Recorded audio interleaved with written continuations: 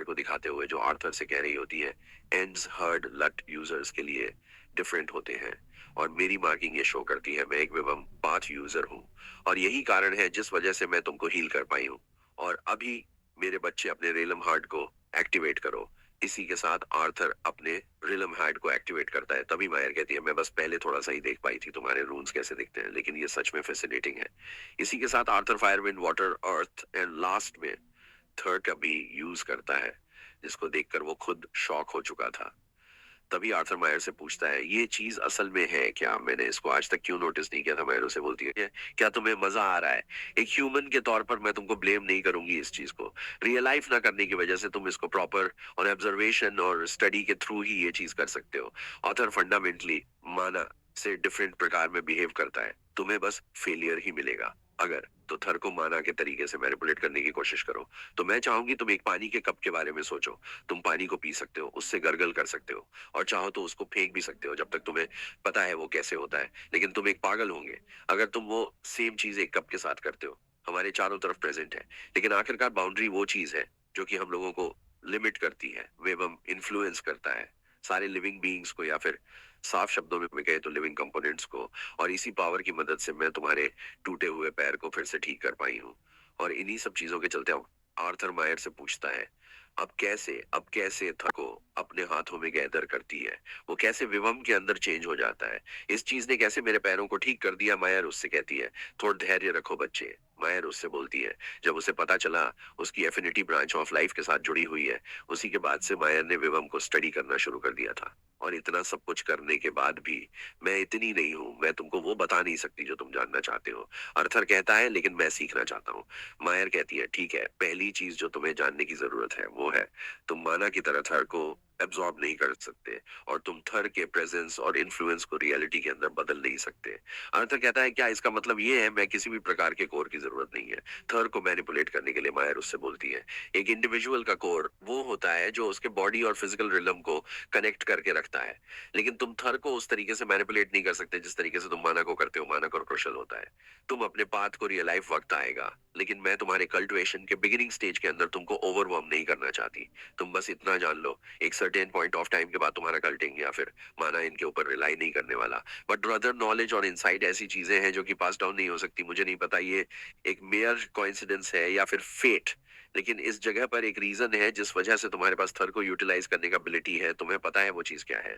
Arthur बोलता है मैं पहले सोचता था ये सिल्विया की वजह से है। मायर बोलती है ये एक पार्ट है जिस वजह से तुम थर को बेयर कर पाए, लेकिन ये वो कारण नहीं है जिस वजह से तुम थर को मैनिपुलेट कर सकते हो। अथर कहता है या फिर ये हो सकता है कि मैं चारों एलिमेंट को मैनिपुलेट कर सकता हूँ। इस वजह से मायर कहती है ये इनसाइट है जो कि चारों फंडामेंटल एलिमेंट्स को अलाउ करती है पानी के बियॉन्ड देखने की। और ये तुम्हें वो भी बताता है तुम्हारा ग्लास का कप कितना बड़ा है जिसको तुमने पकड़ के रखा है।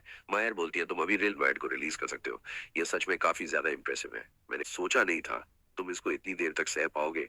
तभी आर्थर बोलता है मायर तो आप क्या बोल सकती है मैं किस प्रकार के आर्थर के लिए सबसे बेस्ट हूँ? मायर बोलती है मुझे तुम्हें वार्न करने दो आर्थर, मैं ये प्रिडिक्ट नहीं कर सकती कि तुम हम लोगों के जैसे पैसा इजीली और कॉन्शियसली इथर को कंट्रोल कर सकते हो या नहीं। उन चारों एलिमेंट्स को मैनिपुलेट करने की पावर रखते हो। तुम्हारे पास दोनों ड्रैगन हार्ट और रिलम हार्ट दोनों फिजिक तुम्हारे पास है, लेकिन स्टिल तुम एक ह्यूमन हो। अथर कहता है मैं समझ सकता हूँ। मायर बोलती है मैं तुम्हें इतना बोल सकती हूँ मैं काफी अनश्योर हूँ किस वजह से तुम टाइम को मैनिपुलेट कर सकते हो, बट कभी भी अब हम पार्ट के ऊपर चलने के लिए नहीं बने हो। और इसी के साथ बिना सिल्वी के हेल्प के तुम्हारे लिए थर को मैनिपुलेट करना भी मुश्किल होगा। और यही वो कारण है बिल्कुल सिल्वी की तरह तुम बने हो फिजिकल लिमिट्स के बाउंड्रीज को तोड़ने के लिए और फिजिकल रिलम को अपनी जगह पर लाने के लिए। और इसीलिए तुम एक स्पेटियम जीनियस हो। अर्थर बोलता है जैसे कि आपने बोला रिगार्डलेस नॉलेज के क्या ये स्टिल पॉसिबल है? मैं बिना कॉन्शियस कंट्रोल के इस एबिलिटी को यूज नहीं कर सकता। प्लीज मायर मुझे बताइए, मुझे जानना है। ये सो फार मुझे अपना जितना बताया गया है इस ग्रैंड एबिलिटी के बारे में बस इतना जानता हूँ कि मेरे पास क्वालिफिकेशन है इस चीज को यूज करने के लिए, लेकिन मेरे स्पीशीज के फिजिकल लिमिटेशन की वजह से मैं इस चीज को हैंडल नहीं कर सकता।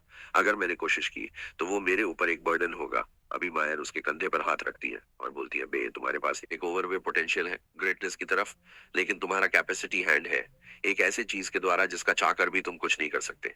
मैंने ये चीज तुमको मॉक करने के लिए वजह से नहीं बोला है, मैंने तुमको ये याद करवाने के लिए बोला है। ये एबिलिटी तुम्हारे पास एक डिस्पोजल की तरह है।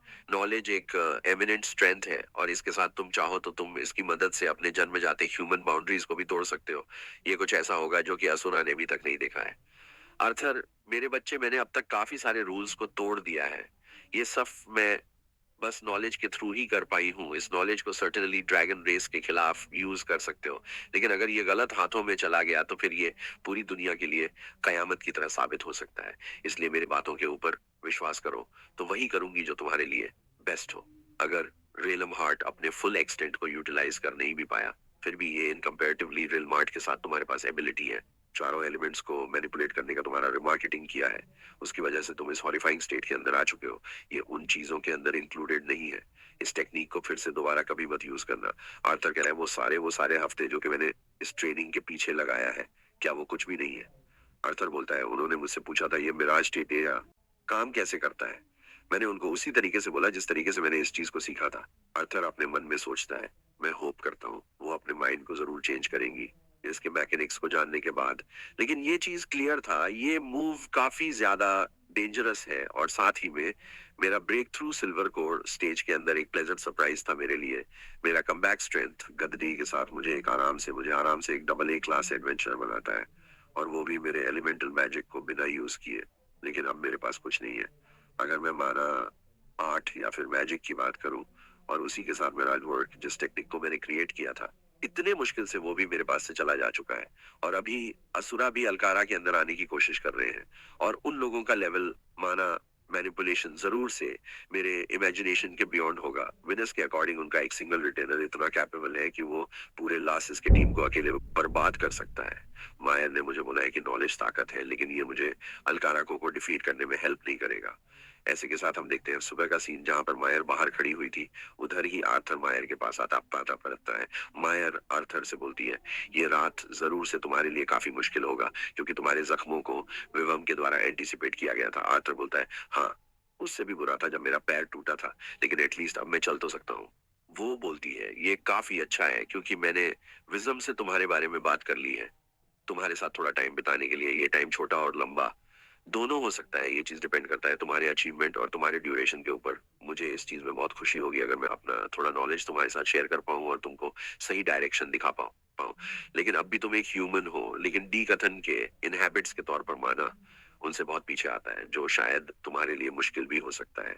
और अभी मेरे बच्चे जितने भी मैजिक स्पेल्स पता है उनको यूज करो। तने भी कॉम्बिनेशन हम पसंद है, मुझे हिट करो। जितना भी तुम्हारे पास है उन सब से आर्थर कुछ करने की कोशिश करता है, लेकिन तभी तभी उसे बोल, तुम अपने राइट हैंड के प्लांटर स्पीयर बनाने की कोशिश कर रहे हो, और इसी टाइम पीरियड के अंदर तुम अपने लेफ्ट हैंड से छोटा सा वन का गस्ट शूट करने वाले हो। ये सुनकर आर्थर बिल्कुल शॉक हो चुका था। तभी माहिर बोलती है, अच्छे, मैंने तुम्हें क्या बोला था, तुम्हारे पास जो भी है उन सब से मेरे ऊपर हमला करो। इसी के साथ आर्थर अपने फाइटिंग पोस्ट के अंदर आ चुका था। तभी माहिर बोलती है, तुम अभी मेरे नीचे के ग्राउंड को मैनिपुलेट करने की सोच रहे हो, जो कि काफी अच्छा आइडिया है, लेकिन मैं तुमको प्रेफर करूंगी तुम ग्रासेस को बर्बाद मत करो। आर्थर ये सुनकर बिल्कुल बेचक्कर रह चुका था। आयर बोलती है, जैसे कि मैंने तुमको बोला, ये एक ऐसी एबिलिटी है जो तुम ऑलरेडी प्रोसेस करते हो।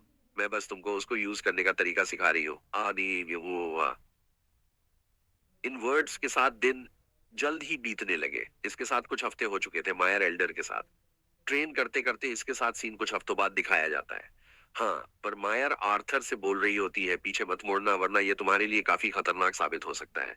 इसी के साथ आर्थर गुस्से के साथ पीछे मुड़ता है और वो कहता है, यहाँ पर वो बोलता है, मैंने ये चीज एक्सपेक्ट बिल्कुल भी नहीं किया था। आप अपने सारे हीलिंग आर्ट्स का यूज करेंगी कि एक्सक्यूज के तौर पर मुझे मेजर इंजरी रिपीटेडली देने के लिए। यहाँ पर ही मायर कह रही होती है, प्रॉपर इनफ्लैक्चुएशन इंटरप्रिटेशन माना फ्लैक्चुएशन का स्टार्ट होता है।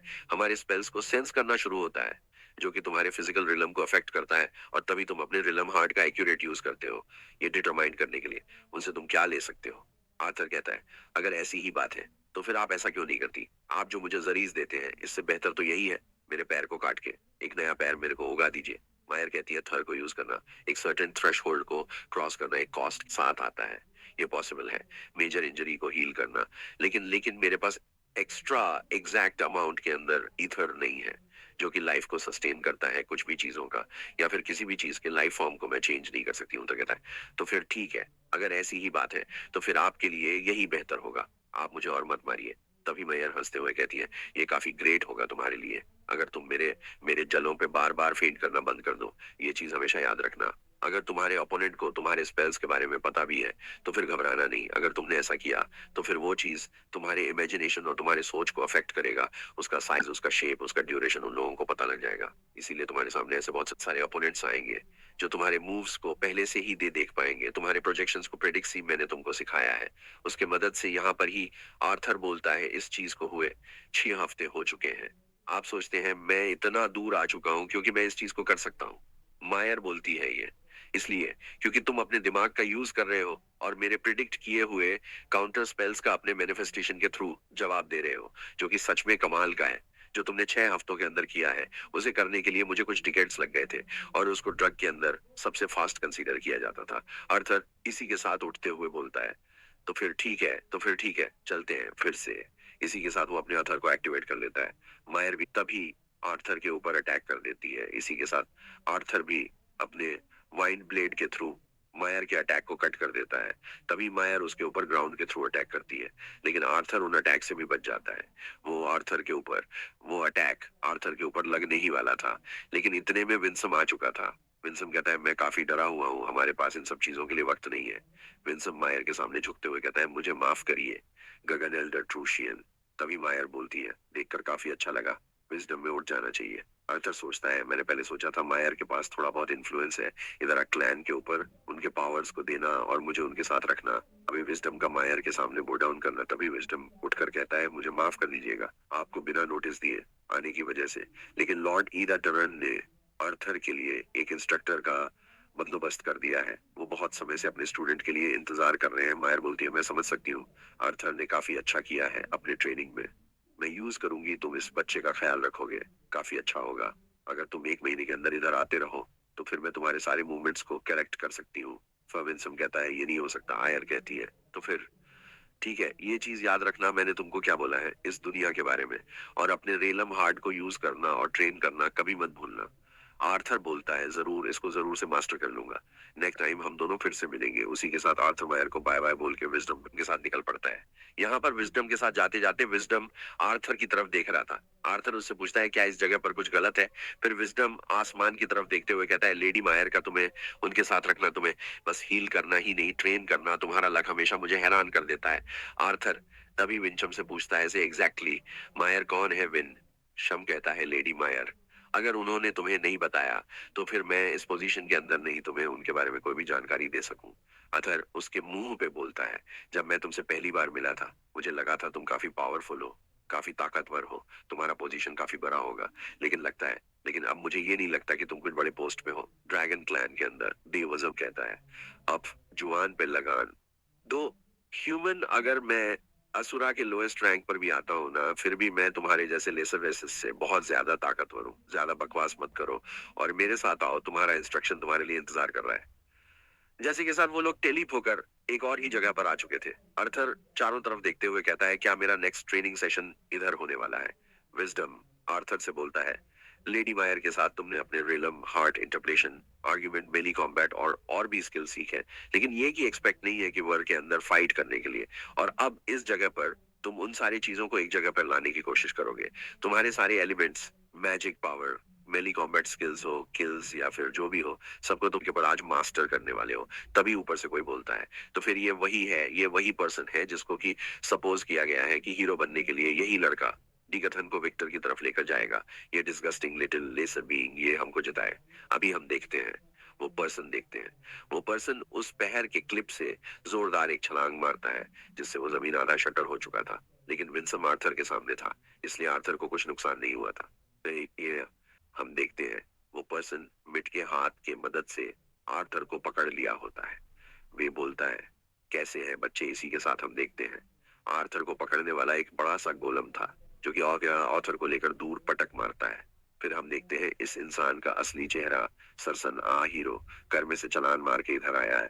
अब ये कहता है, हम एक्सप्रेशंस को देखकर ऐसा लगता है तुम बिल्कुल भी डरे नहीं। बस थोड़े हैरान हो, आर्थर मिलो वॉरेन से।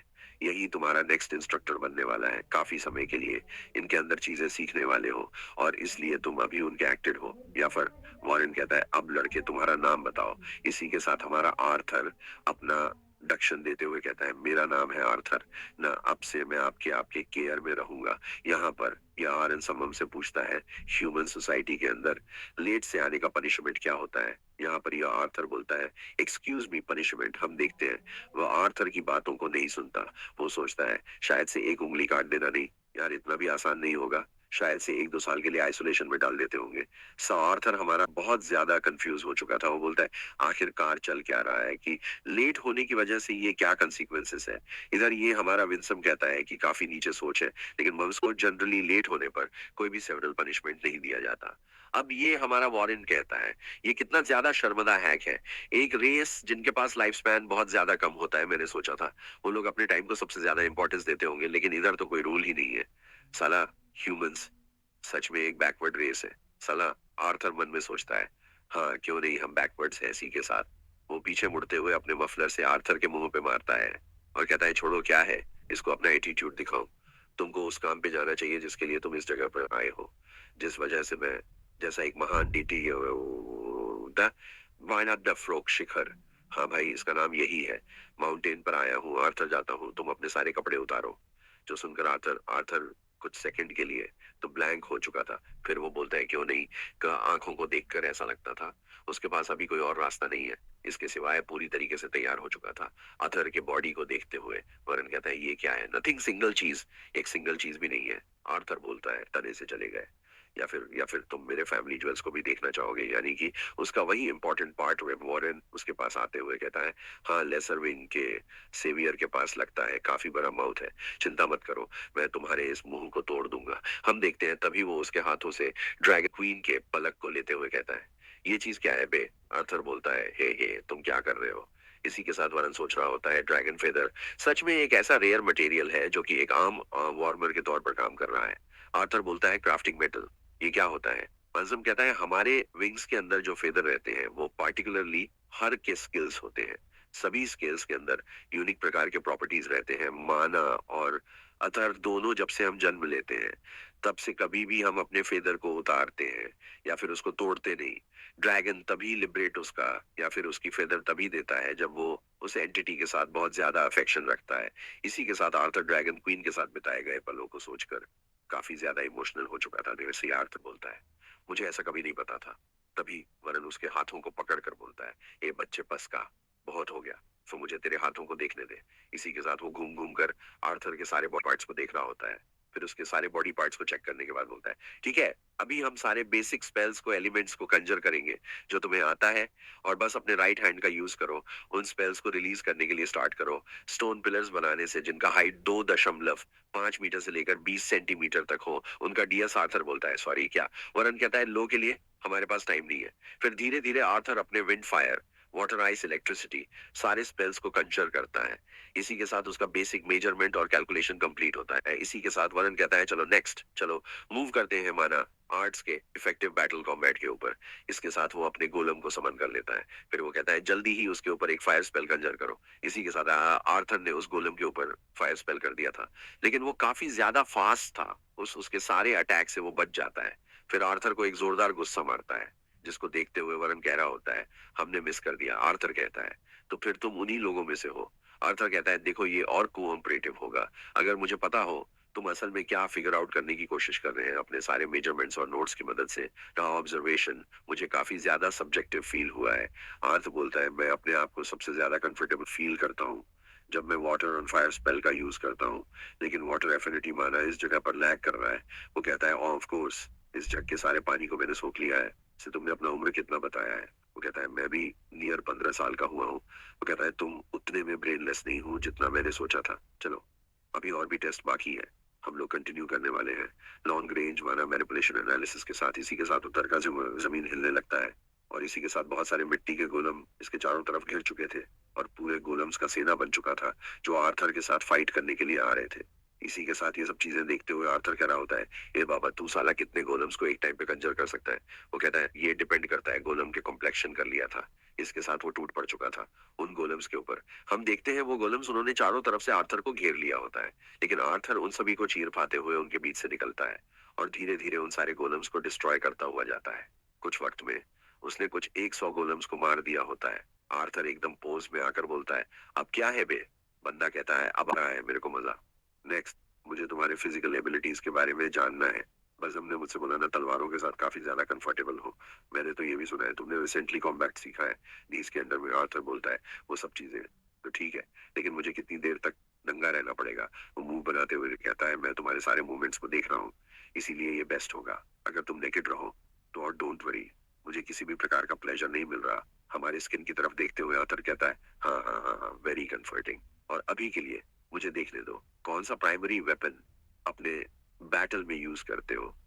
इसी के साथ आर्थर अपने तलवार को निकलता है, जिसको देखकर ये इंसान बिल्कुल शॉक हो चुका था। वो उसके हाथों से तलवार लेते हुए कहता है, आर्थर। फिर उसके जवाब देते हुए कहता है, इतना सिंपल नहीं है जितना ये देखता है, चलो मुझे दिखाने दो। फिर वो शो ऑन ऑफ करते हुए कहता है, मुझे पता है ये चीज क्या है, बे बाप को सिखा रहा है। फिर वो वंशम की तरफ देखते हुए कहता है, वंशम, क्या तुम्हें इस चीज के बारे में पता था जब तुमने मुझे पहली बार इसको ट्रेन करने के लिए बोला था? एसम कहता है, मुझे थोड़ा अंदाजा तो था। फिर वो उसको खोलने की कोशिश करता है। आर्थर बोलता है, हम इसको खोल नहीं सकते, इसको बस मैं ही खोल सकता हूँ, मैं ही वो अकेला पर्सन हूँ जो उसको खोल सकता है। लेकिन ये आर्थर ये देखकर शॉक हो चुका था, उसने तलवार को बस खोल ही नहीं लिया था, वो उसको आराम से चला भी रहा होता है। तो देखकर आर्थर बोलता है, कैसे ये कैसे हो सकता है? क्या इसलिए है कि तुम एक असुरा हो जिस वजह से तुम उस तलवार को उठा सकते हो जिसके साथ मैं बंद हूँ? फिर वो तलवार के साथ मूवमेंट करते हुए कहता है, नहीं छोड़े बच्चे, कि ये इसलिए है क्योंकि मैंने ही इस तलवार को बनाया है। इसके साथ आर्थर को अपने सारे पुराने मेमोरीज को याद आने लगता है। कहता है, रुको, तुमने इस तलवार को बनाया तभी? वरन कहता है, क्या मैं इंग्लिश बोल रहा हूँ बेसाले? वो कहता है, ठीक है ठीक है, मैं अज्यूम कर लेता हूँ कि तुमने इस तलवार को बनाया है, लेकिन ये कर क्या रहा था डीकाथन के अंदर? फिर वो उस तलवार को मूव करते हुए कहता है, डोनस ब्लेड, ये तो बस मेरा एक एक्सपेरिमेंटल वेपन था। तो मैं इसको मेरा एक फेलियर भी बोल सकते हो। मैं इसको फेंक दिया था जब मैं तुम्हारे कॉन्टिनेंट को विजिट करने गया था। उधर मैं मिनरल्स को जुगाड़ कर रहा था, तभी शायद मैंने इस तलवार को फेंक दिया होगा सर। लेकिन मैंने उम्मीद नहीं किया था उस जगह से कोई इस तलवार को ढूंढ पाएगा।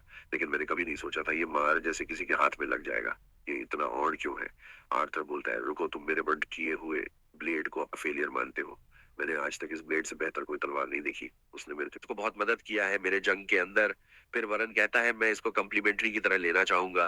कहता है, तुम मेरे बनाए हुए वेपन के साथ तुम लेसर बीइंग्स के उन प्रिमिटिव यानी कि आगे आदि युग के हथियारों का तुलना कर रहे हो। मेरे हथियार जितने भी खराब क्यों ना हो, तुम्हारे जैसे लेसर बीइंग्स के लिए बहुत ज्यादा होगा। मैंने इस तलवार को ऐसे बनाया था ये सबको फिट आए। शायद ड्रंक होगा जब मैंने सोचा था एक अच्छा आइडिया है ये, वैसे कि शार्प टूल है, इससे ज्यादा कुछ नहीं। लेकिन ये चीज इस चीज को इंटरेस्टिंग बनाता है। रोबिन समम कहता है, हाँ मैंने भी यही सोचा था।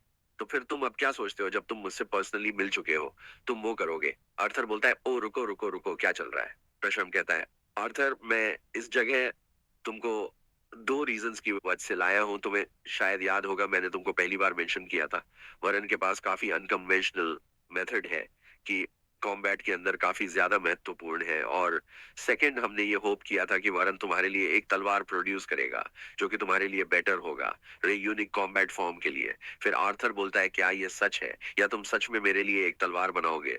बच्चे, फोर्स करना और क्रिएट करने के अंदर डिफरेंस होता है। मैं क्रिएटर हूँ, कोई सस्ता फोर्जर नहीं हूँ, क्योंकि मैं तुमको ट्रेन करने के लिए इसलिए एग्री हुआ हूँ क्योंकि मैं लॉर्ड इधर टर्न को फेवर हो करता हूँ। अगर उनका फेवर नहीं होता तो फिर मैं कभी भी एक लेसर बीइंग के लिए मेरा तलवार नहीं बना रहा होता। और हाँ, मैं कुछ समय के लिए डॉन ब्लेड तुमसे छीन रहा हूँ, या बस अभी के लिए, है ना? बाद में मुझे लौटा देना। वो कहता है, डन ब्लेड एक शार्प हथियार हो सकता है, लेकिन स्टिल उसने तुम्हें चूज किया है। मैं इस चीज से प्राउड ऑफ तो नहीं हूँ, लेकिन मैं इस चीज को मैं तुमसे छीनने नहीं वाला। इसी के साथ वो तुरंत मिट्टी से एक तलवार बनाकर आर्थर को दे देता है। बोलता है, अभी के लिए तुम इसको यूज कर सकते हो। मैंने इसको इसलिए क्रिएट किया है जिससे कि तुम्हारे मूवमेंट और प्रोड्यूस किए हुए फोर्स को मैं देख पाऊं। इसके साथ आर्थर उस ब्लेड से प्रैक्टिस करने लगता है। आर्थर पूछता है, क्या तुम इसको कभी भी ग्राउंड के अंदर से समन कर सकते हो? फिर विंसन कहता है, आउट ऑफ एवरीथिंग जो कि मैंने अब तक किया है, तुम बस इस चीज से सरप्राइज हुए हो। खैर, जो ड्रैगन फदर भी दे दो कुछ समय के लिए। आर्थर पूछता है, लेकिन क्यों? मैं ड्रैगन फेदर क्यों दूं? वो बोलता है, हमारे अंदर जानने का बहुत क्यूरियोसिटी है। हर बात पर ये साला सवाल करता है, तू बस दे दे मुझे, वो हम देखते हैं। आर्थर अपने फेदर को उसको दे देता है। तभी वरुण कहता है मुझे भी पता है, लेथर बीइंग्स को हमसे भी ज्यादा सोने की जरूरत पड़ती है। तो जा अभी जाके थोड़ा सो ले, ये रेस टाइम है। तभी आर्थर पूछता है रुको, क्या हम इस रेगिस्तान के बीच में, बैरन कार्टर के बीच में, हम हमारे रात को बिताने वाले हैं? किसने बोला? हम एंजम और मेरे पास मैटर्स हैं अटेंड करने के लिए। और हमें हमेशा ये याद रखना, वॉर के दौरान तुम्हारे लिए कोई भी आरामदायक बेड वेट नहीं कर रहा। तो मैं ये चीज कर रहा हूँ तुम्हारे ऑन भलाई के लिए। जम कहता है थोड़ा रेस्ट करने की कोशिश करो। आर्थर बाबा गुड नाइट ये बोलकर वो दोनों इस जगह से भाग जाते हैं। और आर्थर इस जगह पर अकेला रह चुका था, अपने मन में बोल रहा था मेरे भलाई के लिए, मेरा पिछवा। इसके साथ हम देखते हैं आर्थर ने उसी जगह पर अपने कपड़ों को रखकर रेगिस्तान के बीच में सो रहा होता। तभी उसकी नींद टूट जाती है। तभी हम देखते हैं अचानक से उसके ऊपर एक गोलम ने हमला कर दिया था, लेकिन वो वक्त रहते उसके अटैक को डॉज कर लेता है और तुरंत उस गोलन के ऊपर फिर से अटैक करते हुए उसको बर्बाद कर देता है। हम देखते हैं आर्थर इस जगह पर काफी ज्यादा थक चुका था।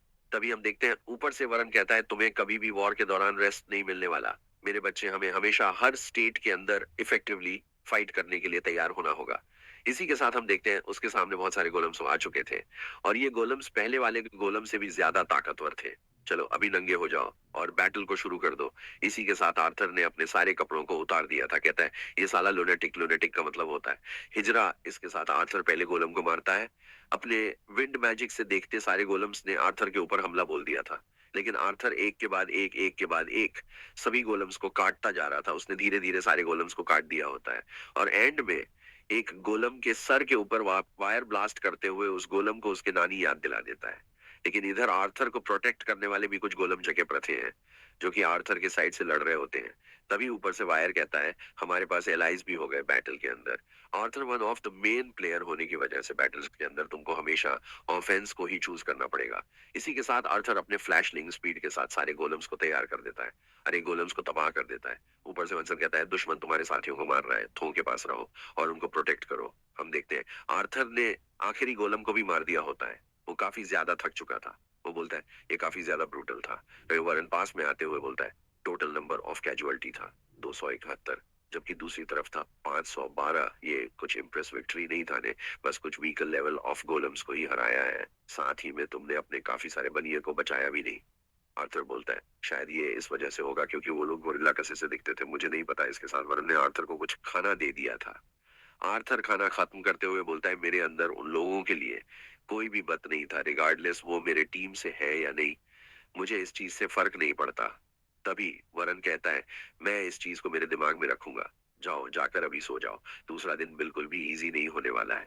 इसके साथ आर्थर इस जगह पर जमीन में ही सो चुका होता है। तभी उसकी आंख सुबह जाकर ही खुलती है, जहां पर हम देखते हैं डीएम ने सिल्वी को पकड़ रखा था, जिसको देखकर आर्थर बोलता है टेसिया। यहाँ पर हम देखते हैं टेसिया को, जो कि बोल रही होती है मुझे जाने दो, मुझे जाने दो, प्लीज मेरी कोई मदद करो। यहाँ पर टेसिया को देखकर आर्थर गुस्से में आ चुका था। अपने वुल पावर को लीश करता है और जाकर उस गोलम के ऊपर अटैक करता है। आखिर में उसने गोलम को पीसों में बांट दिया होता है, लेकिन वो गोलम यानी कि वो मनस्टर इस जगह पे मरा नहीं होता है। आर्थर उसके ऊपर दोबारा से अटैक करता है, लेकिन उस दोबारा से उस मनस्टर को कुछ नहीं होता। फिर आखिर में जाकर मनस्टर को ऑथर अपने अथर की मदद से हराने वाला था, लेकिन मनस्टर अपने एफिनिटी का यूज करता है, लेकिन आर्थर भी अपने माना और थर का यूज करता है। दोनों के बीच घमासान बैटल हो रहा था, लेकिन उसी वक्त टेसिया के ऊपर एक तरफ से अटैक आ जाता है, लेकिन आर्थर टेसिया को प्रोटेक्ट कर लेता है और खुद जख्मी होकर टेसिया को अपनी जान देकर बचाता है। लेकिन हम देखते हैं इस जगह पर ये मॉन्स्टर अभी तक मरा नहीं होता है। आर्थर बोलता है ये काफी दूर तक जा चुका है, बैरन बहुत हो चुका है। तभी हम देखते हैं वो मस्टर ईटर एक पिघल चुका था। बैरन कहता है तुमने मुझे काफी जल्दी पकड़ लिया, चाहता था सिचुएशन को और खींचने के लिए, हमारा रिएक्शन देखने के लिए, लेकिन वो हो नहीं पाया। गावे आर्ट था तुमको पकड़ना। इतने अब्सॉर्ब्ड सिचुएशन के अंदर मैं होप करता तुम ये तो चीजें बस किक किल इन्हीं कर रहे हो, ये हो कैसे सकता है? जो बंदा लाते खा रहा था ट्रेनिंग के अंदर, जिसका टेक्निक भी इम्प्रॉपर है, क्या ये कोई डिसिप्लिन रिएक्शन है जो कि तुम लेसर बीइंग्स एक दूसरे के रखे इतना रिलाई करते हो? अर्थर बोलता है नहीं, ये वो कुछ बोलने जा रहा था। वो कहता है नहीं छोड़ो, नेवर माइंड। तभी वेरिन कहता है तुम्हारे इलॉजिकल रिएक्शन को छोड़कर जो मैंने किया वो तुम्हारे भलाई के लिए ही किया है, अपने स्टेट के ऊपर। देखो इस सिचुएशन के अंदर अभी तुम हो, तुमने अपने सारे एनर्जी को एक्सपेंड कर दिया लेस्ली रेक्लेट तरीके से एक एल्फ को बचाने के लिए। देखो ये किसी प्रकार का बेस्ट एक्शन नहीं था, लेकिन इस जगह पर और भी लोग हैं जिनको मैं अपने से भी ज्यादा इंपॉर्टेंट समझता हूँ मेरे लिए, मुझसे भी ज्यादा वो लोग मैटर करते हैं, तो रन कहते हैं स्टिल। ये अपनी एनर्जी का एक बर्बादी है। खैर फैमिली बंड्स इंपॉर्टेंट तो है, लेकिन फिर भी यार कह रुको, मैं और स्टिल भी पति पत्नी नहीं है, और हम लोग मेड भी नहीं है। तभी वो कहता है विनर ने मुझे जो बोला था और तुम्हारे रिएक्शन को देखकर ऐसा लगता है जो मैंने अभी बोला है वो बिल्कुल करेक्ट है। तुम लोगों ने वो चीज किया है। अब तक अर्थर लाल पीला हो चुका था। ये सवाल सुनकर अर्थर बोलता है हम लोगों ने अब तक शादी नहीं की। टेसिया मेरी दोस्त है बस। खैर इन सब बातों को छुड़न बोला, फिर तुम मट्टी का यूज करते हुए डमीज भी क्रिएट कर सकते हो। और कहता है मैं सिंगल हैंडेडली इन सब चीजों को क्रिएट कर सकता हूँ, सभी चीजें कर सकता हूँ, लेकिन फिर भी मैं वाटर के प्रॉपर्टीज को मिमिक नहीं कर सकता। लेकिन ये सेम चीज अर्थ के ऊपर लागू नहीं होती। लेकिन बाय वे तुम समझे कैसे?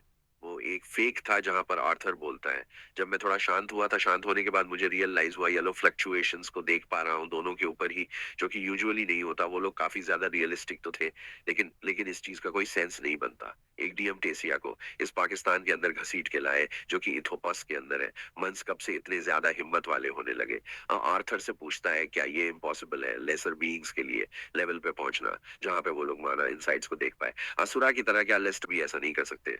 सरी वो कहता है ये मेरे नेचर के खिलाफ है किसी भी चीज को इम्पॉसिबल बोलना। लेकिन तुम जो बता रहे हो वो काफी ज्यादा इम्पावरेबल है। तुमको इस चीज के बारे में फिक्र करने की जरूरत है। नहीं, आर्थर पूछता है क्यों? वो मुंह बनाते हुए बोलता है क्योंकि तुम चलते फिरते ऐसे इंसान हो जिसने कि नामुमकिन को मुमकिन किया है। तुम्हारे लिए ये शब्द कि मैं नहीं कर सकता ये बैठता नहीं रे। पास इनेट एबिलिटीज है से तुम चारों एलिमेंट को भी कंट्रोल कर सकते हो, प्लस एंट एलिमेंट्स को भी तुम कंट्रोल कर सकते हो।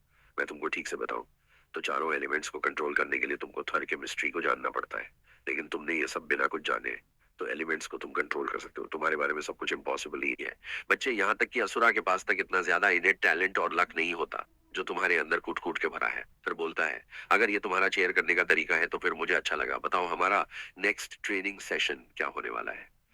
वो बोलता है वो सब चीजें करने से पहले मुझे तुम्हारा हाथ दिखाओ। वो एक मिनरल को दिखाते हुए बोलता है ये एक मिनरल है जिसको कि एक क्लोराइड बोला जाता है। मैं तुमको इसकी जानकारी दूं, ये एक रियर किन एक यूजलेस पत्थर का टुकड़ है। हाउ एवर सही तरीके से रिफाइन करने के बाद अगर हम एक सिंथेसाइजिंग प्रोसेस का यूज करें जो कि मैं मेरे मरने तक मेरे पास ही रखूंगा, जो वो बार बार पूछ कर मेरे को परेशान मत करना, इस कुछ ऐसा बन सकता है जो कि रिमार्केटिंग करता हूँ। उसी तरीके से इस छोटे से पत्थर और कुछ सही चीजों के साथ मैं तुम्हारे बॉडी के अंदर एक वेपन को क्रिएट कर सकता हूँ। बोले तो ग्रो कर सकता हूँ। आर्थर बोलता है ग्रो करवाएंगे मतलब कुछ पेयर जैसे मेरे अंदर कुछ ग्रो करेगा था? हाँ भी और नहीं भी, ये कुछ वैसा नहीं है। लेकिन अगर तुम अपने इस लेसर बीइंग जैसे माइंड को इसी चीज से प्रोसेस कर पा रहे हो तो फिर हाँ ये ऐसा ही है। नॉर्मली मैं कुछ साल या फिर बोल सकते हो मैं कुछ टिकट्स लगा था, तुमको ऑब्जर्व करता कि तुम कैसे फाइट करते हो। उस चीज को अना करने के बाद मैं तुमको फीडबैक देता कि कैसे मैं एक परफेक्ट वेपन को क्रिएट कर सकता हूँ जो कि तुम्हारे लिए बिल्कुल परफेक्टली सूटेबल होगा। लेकिन अभी के कार्यक्रम स्टैंसेस को देखते हुए, तुम्हारे ट्रेनिंग को देखते हुए भी मैं एक तरीके का गैम्बलिंग कर रहा हूँ साहब। वो उसके हाथों के अंदर उस पत्थर को घुसा देता है। अर्थर बोलता है ये तुम क्या कर रहे हो? ये करने से पहले थोड़ा वार्निंग तो दे देता है यार। बोलता है माफ करना मैं फिर से भूल गया था। अभी वो बोलता है मैंने इस एक्लोटोल के फेदर और उनके स्केल के साथ मर्ज किया है। दोनों ही ऐसी चीजें हैं जो कि हासिल करना बहुत मुश्किल है। शायद ये चीजें ही तुम्हारी पहचान को क्रिएट करते हैं। एवरी सेकंड तुम्हारा हर एक एक्शन, तुम्हारा थॉट तुम्हारे बॉडी के ऊपर कंट्रोल डिसाइड करेगा कि कैसे तुम्हारा वेपन मैनिफेस्ट होता है। मुझे खुद आइडिया नहीं है ये कैसे टर्न आउट होगा, क्या ये वाकई में एक वेपन बनेगा? बोलता है तो फिर तुमने ऐसा क्यों किया है? जो कि बिल्कुल अनसर्टेन है। आर्थर बोलता है मैंने सोचा था तुम मेरे लिए कोई भी वेपन नहीं बनाने वाले। वो कहता है एक शार्प स्टिक से भरकर एक ऐसे हथियार की जरूरत पड़ेगी जो तुम्हें रॉकलन के खिलाफ जीत दिलाए। हमारे पास ज्यादा समय भी नहीं है। आर्थर बोलता है रुको, मैंने सोचा था अभी मेरे पास 2 साल है। ओके, शुरू होने से पहले तभी वो बोलता है अनसम को अभी करंट न्यूज मिला है एल्डर की तरफ से, जो कि तुम्हारे डी कथन का मोस्ट रिसेंट न्यूज है। मैं तुमको ये चीज विजडम और लॉर्ड इथरटर्न के विश के खिलाफ बता रहा हूँ, लेकिन मैं चाहता हूँ तुम ये सब चीजें जानने के बाद एक लॉजिकल डिसीजन लो कि तुम जो होने वाला है उसको रोक पाओ। तुम्हारे वेपन को मैनिफेस्ट होने के लिए कम से कम 1 साल या फिर 5 साल भी लग सकता है। स्टिल तुमको अपने आप को स्ट्रेंथ इन करना होगा वॉर के लिए। ऑथर बोलता है मुझे ये पता है, लेकिन तुम ऐसा क्यों बता रहे हो? वो अपना सर खुजला हुए बोलता है अर्थ भले ही उनके पूरे आर्मी को आने में अभी भी वक्त है, लेकिन लेकिन जंग ऑलरेडी शुरू हो चुका है। तभी वो गुस्से में आ चुका था। वो बोलता है तुम ये क्या बोल रहे हो? जब ने मुझे बोला था जंग के लिए अभी भी 2 साल बाकी है बे। वो अपना सर घुमाते हुए बोलता है यही तो जंग है मेरे बच्चे, जंग। एक ऐसी चीज है जो कि अनअपेटेबल है। अब क्या होने वाला है कोई भी नहीं बता सकता। अर्थर बोलता है, तो फिर ठीक है, मैं इस जगह से जा रहा हूँ, जंग ऑलरेडी शुरू हो चुका है, तो फिर मुझे लड़ना होगा। फिर वो पीछे उसके पैरों को पकड़ते हुए बोलता है, फिर उसके बाद क्या मन के हाथों अपने आप को मरवा डालोगे? अथर बोलता है, क्यों? मैं महीनों से इधर और इन चीजों के साथ ट्रेनिंग कर रहा था, उन लोगों को फेस करने के लिए। वही एक इकलौता रीजन नहीं था मेरे को इस जगह पे लाने के लिए। वो बोलता है, वो चीज स्टिल एनफ है नहीं देख के। अभी तुम जिस स्टेज के ऊपर हो, हार्डली उनके सबसे कमजोर सोल्जर को भी हरा पाओगे। सबसे कमजोर सोल्जर भी तुम्हारे लिए बहुत ज्यादा ताकतवर होगा। ये बोलता है, 1 साल मुझे, 1 साल दो, 1 साल के अंदर तुम टी कार्टन को बचाने जितने ताकत पे हो जाओगे। पत्थर बोलता है, ठीक है, 1 साल यहाँ पर ही बहुत समय के बाद हमें टेसिया को दिखाया जाता है कि अपने ग्रैंडफादर के साथ झगड़ रही थी। बोलती है, मैं लड़ सकती हूँ ग्रैंडपा। ग्रैंडपा बोलता है, और मैं भी तो वही बात बोल रहा हूँ कि तुम लड़ नहीं सकती। देखते हैं एडलिन को, जो कि बोलता है तुम्हारा ग्रैंडफादर सही बोल रहे हैं। अरे एल्ड्री बोलता है, तुम्हें बैटलफील्ड के अंदर उतारना भी बहुत ज्यादा रिस्की है। ऐसे भी ये चीज उतना ज्यादा नेसेसरी है भी नहीं अभी के लिए। टेसिया इसका जवाब देते हुए बोलती है, कब रिस्क बेगा और मुझे बैटलफील्ड के अंदर उतरना पड़ेगा, हम उस चीज का इंतजार कर सकते हैं। एल्डर, आपने खुद बोला है मैं पहले से काफी ज्यादा स्ट्रैंग हो चुकी हूँ। डर बोलता है, हाँ, लेकिन फिर भी अभी के लिए इतना काफी नहीं है। क्या बोलती है?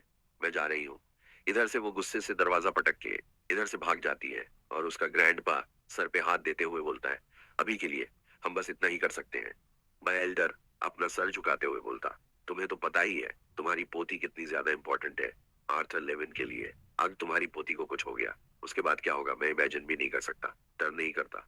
हम असुरा कितना साल उसको ट्रेन करते हैं, हम तुम्हारी पोती को बैटलफील्ड में उतारते हैं, मुझे नहीं पता उसके बाद क्या होने वाला है। इसीलिए अभी के लिए सबसे बेस्ट जजमेंट यही होगा, हम उसको जितना हो सके बैटलफील्ड से दूर रखें। इसके साथ टेसिया गुस्से के साथ बाहर की तरफ जाने लगती है। तभी गार्ड्स और ये उसको रोकते हुए बोलते हैं, प्रिंसेस, ये ऐसी कौन सी चीज है जो कि आपको इस तरफ लेकर आ गया? तभी टेसिया बोलती है, अपना बकवास बंद करो और दरवाजे को खोलो। ये गार्ड बोलता है, सॉरी, मुझे माफ कर दीजिए, मेरे पास कमांडर रियोन या फिर एल्डर एल्डर की तरफ से कोई मैसेज आया नहीं। अब तक लिए हम आपको बाहर जाने नहीं दे सकते। हाँ परी, तभी कोई बोलता है, दरवाजा के खोलो, मेरे साथ जा रही है। हम देखते हैं। ये होता है कि बैरन इसके साथ बैरन से आर्डर से आदेश लेकर ही गार्ड्स दरवाजे को खोल देते हैं। सिया उसे थैंक यू बोलती है, पर यो गार्ड दरवाजा खोलते हुए बोलता है प्रिंसेस से, बैरन प्लीज आपका लोकेशन बोलिए जहां पर आपको जाना है ही। बैरन हमारे टेसिया की तरफ देखती है।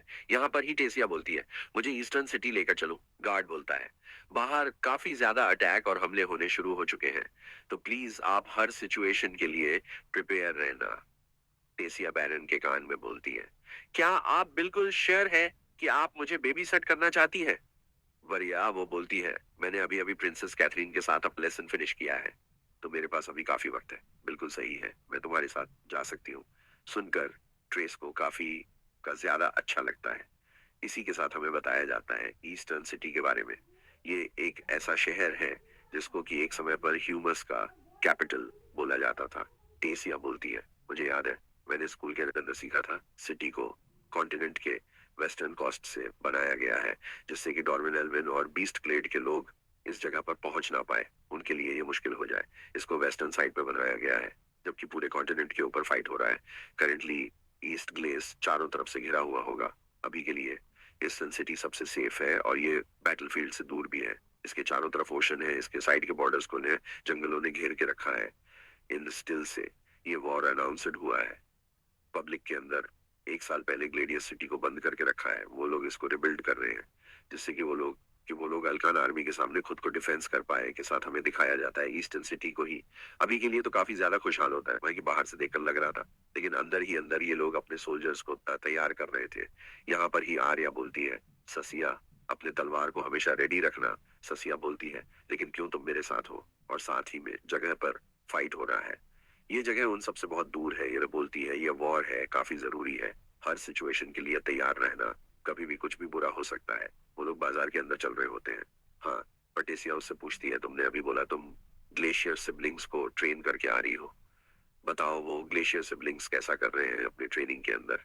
हाँ, परिहार्या बोलती है, बैरन ने मुझे बोला टीस काफी ज्यादा डिटरमाइंड और हार्ड वर्किंग है, लेकिन उसका प्रोग्रेस काफी ज्यादा स्लो है, माना कंप्रीहेंशन काफी स्लो है। डिस्पाइट ऑफ एक बीस्ट टेमर है, माना बहुत एवरेज है बोलती है।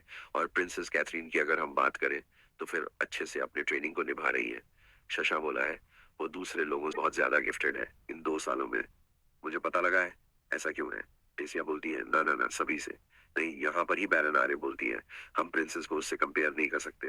बिल्कुल बोल चुकी थी वो लड़का, तुम लोगों के ही एज का है, एक एनिमल है जो कि हिस्ट्री के अंदर कभी कभी पैदा हो सकता है। उससे प्रिंसेस का कंपैरिजन नहीं कर सकते तो इमेजिन भी नहीं कर सकती। वो असुरा के ट्रेनिंग को कंप्लीट करने के बाद लौटेगा, इतना ताकतवर होगा, वो इस जंग के लिए तैयार होगा। टेसिया बोलती है जरूर। अरे टेसिया बैरन से पूछती है क्या तुम्हें लगता है कि अल्कन आर्मी यहाँ तक पहुंच पाएंगे? टेसिया बोलती है ग्रैंडपा ने मुझे बोला था कि अल्कन लोग थन के वेस्ट में रहते हैं। इसका मतलब ये है कि ईस्टर्न सिटी एनिमी के सबसे पास वाला शहर है, यो बोलती है। लेकिन हाँ, उन्होंने ये भी बोला है पास ऐसा कोई भी रास्ता नहीं है जिससे कि वो लोग इतने मैसिव नंबर के आर्मीज को एसपी तरीके से ओशन के पार डिलीव कर सके। वो लोग दूसरी तरफ से आने वाले हैं, इसलिए वो लोग बीस्ट गलीड्स के थ्रू आने वाले हैं कि बहुत सारे साथियां उस जगह पे छुपे हुए हैं। तरह वाले काफी ज्यादा मैसिव नंबर में आर्मीज को ला सकते हैं। वो लोग सेफली उन डंजों के अंदर छुपे हुए हैं। उमेज़ के अंदर वो लोग बिल्कुल तैयार हैं कभी भी स्ट्राइक करने के लिए। हमें हमारे एनिमी के बारे में पता है, वो सब कुछ हमें डायरेक्टर सिंथिया से पता लगा। एल्ड्री ने बहुत ज्यादा मदद की थी उस कर्स को ब्रेक करने के लिए जिससे कि वो अपने होमलैंड के खिलाफ बातें बता सके। लेकिन स्टिल कॉमेटोज हो गई थी की वजह से मेरे और मेरे ग्रैंडफादर के रिलेशन के बीच एक दरार आ चुका है। लेकिन मैं ही बस अकेली नहीं हूँ जो कि फ्रस्ट्रेटेड है। वो और काउंसिल सब कुछ कर रहे हैं जो कि वो लोग कर सकते हैं कि किंग और क्वीन दोनों ही मर चुके हैं। नर्स ने अपना रेवेलियन लॉन्च कर दिया है देख के वो जितना हो सके काउंसिल की मदद कर सके इनके अलायंस को रिगेन करने के लिए कि वो लोग यश की पर इंडिविजुअल सिटीज को इनकरेज कर रहे हैं अपना आर्मी बनाने के लिए। लेकिन इन सब चीजों के बाद भी ग्रैंडफा काफी ज्यादा परेशान है। इन सब चीजों की वजह से मैं जितना हो सके मैं ट्रेनिंग के अंदर ग्रो करने की कोशिश कर रही हूँ। ये सब सोचते हुए सामने की तरफ जा ही रही थी तभी कोई बोलता है सामने देखो प्लीज देखते हैं। टेसिया ने अपना तलवार निकाल के उस इंसान के गले पर रख दिया था। यहाँ पर ही टेसिया उस इंसान का शुक्ल देखते हुए बोलती है एमिली तुम एस्केप क्या कर रही हो? एमिली भी प्रिंसेस को गले लगाते हुए बोलती है कैसी है princess? Hello general. Maria Maria भी बोलती है मैं भी मिस वॉर्ड्स कान को ग्रीट करती हूँ। टेसिया उसका कागज उठाने में मदद करने के साथ साथ बोलती है इतने दिनों के बाद तुमसे मिलकर काफी अच्छा लगा इस चीज के लिए। अभी माफ कर देना। सन्नी मेरे सामने आ गई और मेरा बॉडी ने ऑटोमेटिक वो रिएक्शन दे दिया। एमिली बोलती है नहीं नहीं माफी तो मुझे मांगना चाहिए इस जगह पर। मैं गलत हूँ। कबाब का बहुत सारी चीजों को लेकर जा रही थी सडनली मेरे ग्लासेस नीचे गिर गए। मैं ठीक से डायरेक्शन का पता नहीं लगा पाई। वैसे भी इन सब चीजों के साइड में काफी ज्यादा खुश हूँ कि मैं तुम्हारे साथ टकराई हूँ ना। यहाँ के लोग काफी ज्यादा टेरिफाइंग है। शश मैं तो भूल ही गई मैं इस जगह पर ऐसे बातें नहीं कर सकती। जाना होगा जल्दी से जाना होगा। पर टेसिया बोलती है क्या क्या बात है? एमिली बोलती है देखकर लगता है कि ये पेपर्स काफी ज्यादा इंपॉर्टेंट है। मास्टर गेडियन ने एंसेस काउंसिल से इन पेपर्स को मंगवाया है। पर ये वो बोलती है क्या तुम माइंड करोगी अगर हम लोग तुम्हारे साथ जाए? तो इसी के साथ हम देखते हैं वो लोग इस जगह से जाने लगते हैं। तभी सिया उससे पूछती है वैसे तुम क्या आजकल प्रोफेसर गेडियन के अंदर काम कर रही हो? मैं तुम्हें कास्टल के अंदर बहुत दिनों से नहीं देखा। यहाँ पर ही वो बोलती है उसको प्रोफेसर मत बोलो, एक एजुकेटर कहलाने के लायक नहीं। जो बंदा खुद को नहीं समझ सकता वो फ्यूचर जनरेशन को क्या ट्रेन करेगा? स्वेर मैंने उसको कितनी बार जमीन से खोद कर निकाला है। मैं अकाउंट तक भूल चुकी हूँ। बंदा जो कांड घटाता है मैं उसके बारे में कुछ बोल नहीं सकती कि काम किसी एक्सप्लोजन से कम नहीं। वो सब बातें छोड़ो। वैसे तो मुझे ये बता तुम कैसे हो? प्रिंसेस टेसिया बोलती है प्रिंसेस शब्द को काट दो तो पता ही है मैं इस शब्द को कितना ज्यादा हेट करती हूँ। मैं इस समय से बहुत ज्यादा गुस्से में हूँ और मैं टेरिबल सिचुएशन के अंदर हूँ। मैं उस कास्टल के अंदर बस सफोकेट कर रही हूँ। अपना मुंह बनाते हुए बोलती है हाँ हाँ वो हॉल्स काफी छोटे हैं काफी नैरो है उनको तुम कस्टल कैसे बोल सकते हो? आंट मारते हुए कहती है मैंने सुना है कि फ्लाइंग कास्टल्स अभी मार्केट से आउट ऑफ स्टॉक है। यहाँ पे टेसिया बोलती है तुम्हें क्या लगता है तुम काफी क्लेवर हो? अरे वो बोलती है तुम्हें क्या लगता है? अरे मास्टर जैसे किसी के साथ घंटों बिताना, उसके बाद मेरा सेंस ऑफ ह्यूमर सही रह सकता है। सालों तक लॉकडाउन रहना एक असुरा और मेरे बुढ़े ग्रैंडफादर के साथ है जो कि ब्रीद लेना भी मुश्किल कर देते हैं। तो वो सोच भी नहीं सकती। तो बोलती है इतना भी ज्यादा रफ मत हो अपने ग्रैंडफादर रीन के ऊपर। इंसिडेंट के बाद उस साइरस इंसिडेंट के बाद तो मैं सोच भी नहीं सकती उन्होंने और तुम्हारे पेरेंट्स ने क्या क्या किया होगा। मैं तो इमेजिन तक नहीं कर सकती। यहाँ पे टेसिया बोलती है मुझे पता है पिछले कुछ साल हमारे लिए बिल्कुल इजी नहीं थे। दिन ट्रेनिंग करने से ही मुझे बस थोड़ा शांति मिलता था जब मैं स्ट्रेंग बनती थी। अब जबकि एल्केरिक्स के द्वारा हमारे बीस्ट ग्लीड्स पर अटैक हो चुके हैं, मैं विश करती हूँ कि मैं बैटलफील्ड के अंदर हो पाती। पर ये एमिली बोलती है आर्थर के बारे में क्या क्या उसकी तरफ से कोई न्यूज आया है? यहाँ पे ही टेसिया बोलती है, उस ओल्ड न्यूज को छोड़कर अगर तुम कुछ और चीज की बात कर रहे हो जो कि मास्टर एल ड्राई बार बार बिल्ली की तरह बोलते रहते हैं, वो ट्रेनिंग कर रहा है तुम लोगों के लिए, बस इतना ही जानना काफी है। ये चीज, ये दोनों एक टाइम पे सोचते हैं, दोनों ये एक साथ बोलने की वजह से दोनों ही हंसने लगते हैं। पूछती है, वैसे इलस के बारे में क्या है, या थोड़ा दुखी होते हुए बोलती है, उसके बारे में भी कोई न्यूज अभी तक हमें मिला नहीं, काफी वक्त हो चुका है, हमें तो पता तक नहीं है कि इल्जा अभी जिंदा है या फिर मर चुकी है। बस इतना ही पता है कि वो मुझे बचाते बचाते कैप्चर हो चुका था। ये हम लोग बात कर ही रहे थे तभी वो बोलती है, हम आ चुके हैं। इसी के साथ हमारी एमिली आगे जाकर उस दरवाजे की ओर कुछ स्पेल कास्ट करके उस दरवाजे को खोलती है। अंदर जाने के बाद हम देखते हैं बहुत सारे लोग उस जगह पर काम कर रहे होते हैं। हाँ, पर तेसिया अपने मुंह को कवर करते हुए बोलती है, ये किस प्रकार का गंध है? और वो बोलती है, ये कोई गंध नहीं है, इधर हजारों मिनरल्स को रिफाइन किया जाता है। ये बताना काफी मुश्किल है कि कौन से मिनरल का तुम बात कर रही हो। यहाँ पे कुछ आवाज आता है, कोई किसी बंदा किसी के ऊपर चिल्ला रहा था क्योंकि उसने मिनरल उसको जुगाड़ नहीं किया था। एमिली बोलती है, ये मेरे लवली मास्टर का वॉइस है। बटलर आगे आते हुए बोलता है, good afternoon princess general miss Emily. काफी सरप्राइज हो चुका हूँ कि आप इतनी जल्दी वापस आ चुकी हैं। वैसे भी मास्टर गिडिया आपका ही इंतजार कर रहे हैं। मिमली बोलती है, मैं काफी खुश कि मास्टर अभी होश आवाज में है। पर यह बटलर बुलटलर बोलता है कि मास्टर बहुत समय से इन रिपोर्ट्स का ही इंतजार कर रहे थे। हम देखते हैं उसके मास्टर को, जो कि तुरंत इस जगह पर रिपोर्ट्स को देखते ही दौड़ कर आ चुका था। वो एक के बाद एक रिपोर्ट्स को फेंकने लगेगा। वो लास्ट तक कुछ रिपोर्ट्स देखकर अपने सर पे हाथ रखता है। वो बोलता है, शिट शिट शट शट। गेडियन कहता है, मैंने काउंसिल के अंदर एक रिक्वेस्ट को सबमिट कर दिया था, लेकिन सिंस आप इस जगह पर आ चुकी है, ये काफी ज्यादा बेनिफिशियल होगा हमारे लिए। यहाँ पर आर्या बोलती है, हम कहाँ पर जा रहे हैं? यहाँ से ही क्षण शिफ्ट होता हमें दिखाया जाता है इन सभी लोगों को घोड़े के वहां से। ये सभी लोग कहीं पर जा रहे होते हैं। अबरी, हमारी बैलेंस सोच रही थी, काफी वंडर हूँ कि कौन सी चीज ने प्रोफेसर गिडिया को इतना ज्यादा हरी के अंदर ला दिया है। गिरिन बोलता है, हम लोग आ चुके हैं, सभी लोग अलर्ट हो जाओ। देखते हैं वो सभी लोग एक बोट के सामने के रुकते हैं, जिसको देखते हुए हमारी प्रिंसेस शॉक हो चुकी थी।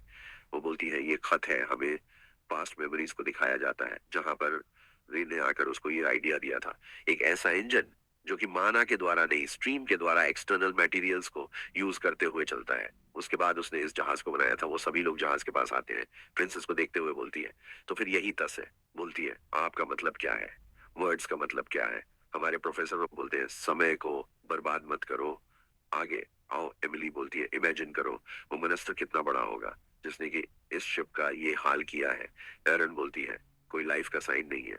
हमारे प्रोफेसर बोलते हैं, ये अननेसेसरी प्रिकॉशन करने के लिए थैंक यू, लेकिन जरूरत नहीं है। हाँ, पर ही हमारी प्रिंसेस बोलती है, अगर ये दिक्कत से नहीं है तो फिर ये है क्या ना, कि अलावा ऐसी चीज कौन बना सकता है? और अगर किसी ने बना भी लिया तो फिर ये समुंदर के अंदर क्या कर रहा है? कहाँ पर है वो लोग जो कि इस शिप के ऊपर थे? परिवरिया बोलती है, ये शिप पूरी तरीके से वाइप आउट हो चुका है और किसी ने जानबूझकर कोई भी क्लू ना छोड़ते हुए इस शिप को पूरी तरीके से क्लियर कर दिया है। यहाँ पे प्रिंसेस बोलती है, लगता है कोई ये नहीं चाहता कि हमको इसके बारे में पता लगे। बट एमली बोलती है, मुझे तो लगता है ये कोई मास्टर का राइवल है जिसने कि उनके पैटर्न्स को चुरा लिया है। विडियन आते हुए बोलता है, नहीं, ऐसा पॉसिबल नहीं है। आपको इस शिप के मेंबर्स के बारे में क्या लगता है? वो सभी लोग डूबकर मर चुके हैं। विडियाना बोलता है, नहीं, अभी तक कोई जिंदा। विडिया नीचे बैठते हुए बोलता है, पर कोई भी एविडेंस नहीं है, कुछ भी नहीं है। क्रू डेफिनेटली नहीं चाहता था कि कोई ये शिप को देखे लिए। उन लोगों के पास जो भी बचा हुआ था वो उस चीज को लेकर इस जगह से भाग चुके हैं। लगता है मैं बिल्कुल श्योर नहीं हूँ। मैं भी के था, इसका ओरिजिनल क्रू जिंदा वन पीस वापस आ चुके हैं। इसको अच्छी तरीके से ऑब्जर्व करने के बाद मैं इतना तो बोल सकता हूँ, ये ना ही टिकट और ना ही खेतन से है। एमिली बोलती है, मास्टर अब ये ऐसा नहीं हो सकता। वेरियन बोलता है, ऐसा ही हुआ है। ऐसा फैक्ट कि इस पूरे वर्ल्ड के एग्जिस्टेंस और फंडामेंटल को ही चेंज कर सकता है। टेसिया बोलती है, वॉर से आपका मतलब है? और ये बात सुनकर सभी लोग काफी ज्यादा टेंशन के अंदर आ चुके थे। इन सबको क्लियर करते हुए बोलता है, इसका मतलब यही है, अलकारा के पास उनका आर्सेनल आ चुका है, के पास ये एबिलिटी आ चुका है जिससे कि वह इतने बड़े बड़े बैटल को बना सके। सब बोलूं तो उनके पास ओशन को पार करने का तरीका आ चुका है। और इसी के साथ शीन शिफ्ट होता है। हमें दिखाया जाता है प्रिंसेस के ग्रैंडफादर को काफी ज्यादा परेशान थे। वो अपने मन में कह रहे थे, चीजें बहुत ज्यादा फास्ट हो रही हैं, जितना कि हम लोगों ने सोचा था। अगर ऐसा ही चलता रहा तो फिर हम लोग ठीक से प्रिपेयर तक नहीं कर पाएंगे। रूलर सॉन्ग्स अनप्रिपेयर्ड है, देखते कहीं और, पर जहां पे उसका किंग बोल रहा होता है, इसके बारे में बिल्कुल एब्सोल्यूट श्योर हो। गेडियन, पर गेडियन बोलता है, ये बिल्कुल वैसा है जैसा कि मैंने अभी आपको बोला। मजिस्ट्री लेन वो पार्ट की ये शिप अलकारा से है, ये बस एक स्पिकल है। हाँ, बेवर, मैं इतना तो बोल सकता हूँ, ये जो हमें शिप मिला है वो डिकैथस नहीं है। पर क्वीन बोलती है, तुम इतना श्योर कैसे हो? पर यू बोलता है, डिकस कुछ ऐसा है जो कि मैंने अपने प्राइड के लिए बनाया था। चाहता था कि लोग इसे मेरे नाम से जाने, इसीलिए मैंने उसके ऊपर अपना एक सिग्नेचर छोड़ दिया था। उनमें से एक मार्किंग भी उस शिप के ऊपर है। नहीं बस यही नहीं, वो फ्रेम शिप के अंदर यूज किए गए मटेरियल सब कुछ अलग है। अ ह्यूमन किंग गुस्सा होते हुए बोलता है, डमेट। हमारे ग्रैंडफादर बोलते हैं, आपको शांत करो। बेलिन बोलता है, शांत रहो। आपने भी गियन की बातों को नहीं सुना, माफ कर दीजिए। लेकिन ये जानने के बाद कि हमारे एनिमीज के पास बैटलशिप का आर्सेनल है, मैं शांत नहीं रह सकता। तो कैपेबल है 100 ऑफ 1000 ऑफ बल जेट्स बेसिस को इस तरफ भेज बने के पहले ही इतना बुरा नहीं था। लोग की गांड घिस जा रही थी लोगों को बीस्ट ग्लेड के डजन से दूर रखने के लिए। अब तो उन लोगों के पास रास्ता है, थाउ सोल्जर मेजर्स को इस तरफ भेजने का। एल्ड कहता है, नफ एल्ड बोलता है, रिया तुम्हारे थॉट क्या है इन सब चीजों के बारे में? रिवॉरिया बोलती है, मुझे कंस्ट्रक्शन और डिक्स के बारे में ज्यादा नॉलेज नहीं है।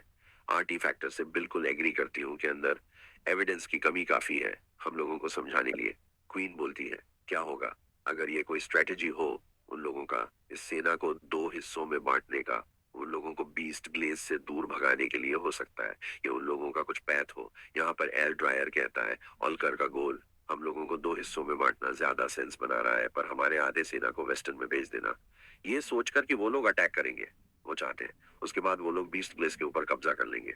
एल्फ्रानी कहती है, द टाइट लेवल चेंजिंग के अंदर एक मिरेकल है कि हमें वो शिप मिला है, तो क्वेश्चन लेना वर्दी होगा। वो अल्कान सिंथिया भी इंप्रेशन है उसकी लोग पर। दी टाइम आर्मी क्रिएट कर लिए हैं, ये सोचना काफी ज्यादा बेवकूफी भरा होगा कि वर्टिया ने बस एक ही मूव प्लान किया है। पास कोई चॉइस नहीं है, हम लोगों को प्रिपेयर होना होगा दोनों तरफ से अटैक के लिए। लेकिन जबकि डावन के पास उनका कोई लीडर नहीं, मैं हमारे पास ट्रूप्स और मेजेस काफी कम है। पर ह्यूमन किंग कहता है, रियल एल्डन हम दोनों को अलाउ कीजिए ना, किंगडम को आपके साथ विजिट करने के लोगों को उस सिटी को भी कंट्रोल करना होगा।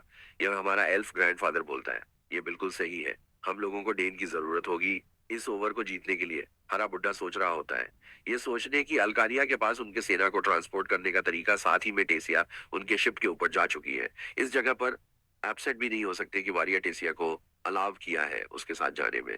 इसलिए मैं काफी ज्यादा सरप्राइज हूँ कि टेसिया कस्टल के बाहर गई है। साथ सीन शिफ्ट होता हमें दिखाया जाता है अपने बुड्ढे ग्रैंडफादर को, जो कि किसी को बोल रहा होता है, कम ऑन आ जाओ। बोलती है, वारिया ने मुझे बोला कि आपने मुझे समन किया है। बोलता है, हाँ मैंने तुमको समन किया है, तुमको कुछ दिखाना चाहता हूँ। के साथ वो टेसिया को बैटल के अंदर होने वाले लाइफ को दिखा रहे होते हैं। वो बोलते हैं, ये 5 दिन पहले का लाइव रिकॉर्डिंग है। उधर का ने हमारे 400 सोल्जर्स को भेजा था, जिधर से हमारे सोल्जर्स के साथ 20 मेजेस मारे जा चुके हैं। वो था जिन्होंने कि इन लोग को ऑर्डर दिया था नीचे जाने के लिए। ये मेरे कंधों के ऊपर है कि वो सारे सोल्जर्स मारे गए हैं। बस अभी अभी शुरू हुआ है, मैं ऑलरेडी गलत चॉइसेस बनाना शुरू कर चुका हूँ। ऐसे चॉइसेस ले रहा हूँ जो कि मुझे कभी भी माफ नहीं कर सकता। ये मेरा सेल्फिशनेस है कि मैं अपने ग्रैंड डॉटर को इस जगह से सिर्फ रखना चाहता, नहीं चाहता कि उसके ऊपर कोई भी हार्म पहुंचे। लेस तुम कितनी ज्यादा महत्वपूर्ण एक एसेट साबित हो सकती हो बैटल के अंदर। टेसिया थोड़ा रोने जैसा मुंह बनाते हुए बोलती है, ग्रैंडपा।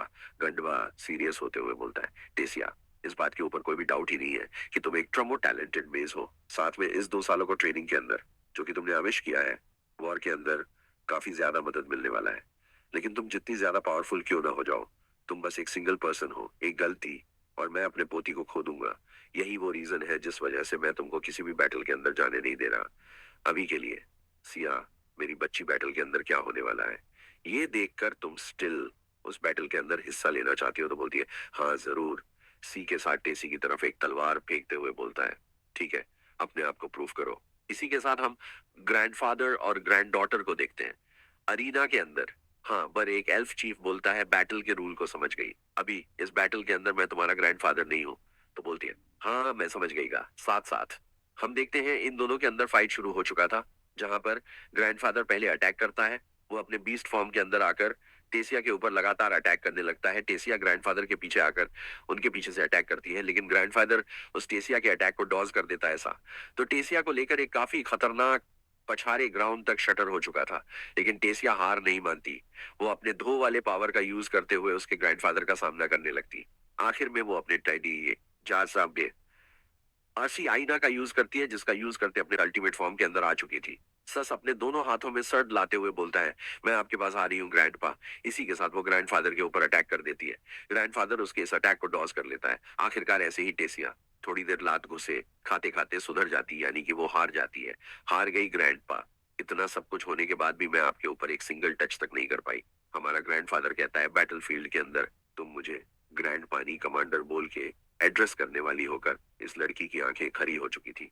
पर ही वो खुश होते हुए बोलती है, क्या इसका मतलब ये है, बहुत ज्यादा शुक्रिया ग्रैंडपा, आपका बहुत ज्यादा शुक्रिया। अभी ग्रैंडपा बोलते हैं, लेकिन मेरे भी कुछ शर्तें हैं को तुम्हारे मदर और फादर से उन्होंने परमिशन लेना होगा।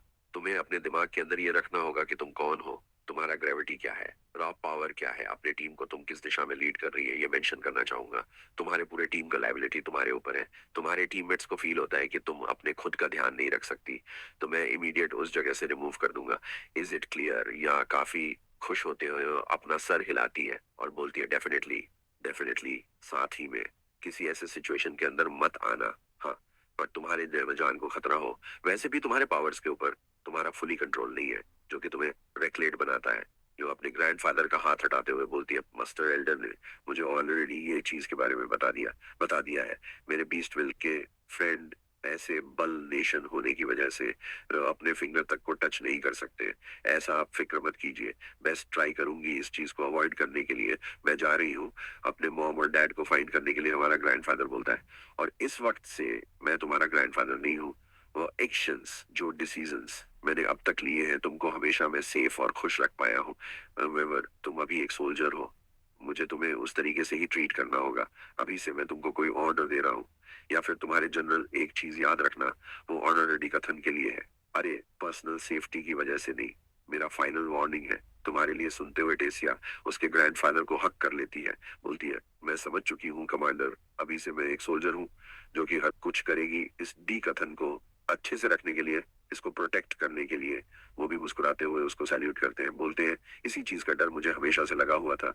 री में फ्लोटिंग कस्टल का सीन दिखाया जाता है, जहां पर ग्रैंडफादर रियन आते हुए बोलते हैं, क्या चल रहा है। उसकी असिस्टेंट माफी मांगते हुए बोलती है, हमें पता नहीं था कि आप इस जग पर आ रहे हैं। रियन बोलता है, इस जज की आप पर कोई भी जरूरत नहीं है फी मांगने का। मैंने कहा, हमारा गॉडफादर बोलता है, वो कैसी है। अभी ये डॉक्टर बोलती है, अभी इनके शरीर के अंदर जितने भी सप्लीमेंट्स जरूरत है बॉडी को हेल्दी रखने के लिए, मैं अभी तक एडमिनिस्ट्रेटिंग किया हूँ। तब उसने उसके बॉडी के अंदर वो दवाई वगैरह डाला है। मैं फिजिकली बात करूं तो वो अभी ग्रेट शेप के अंदर नहीं है।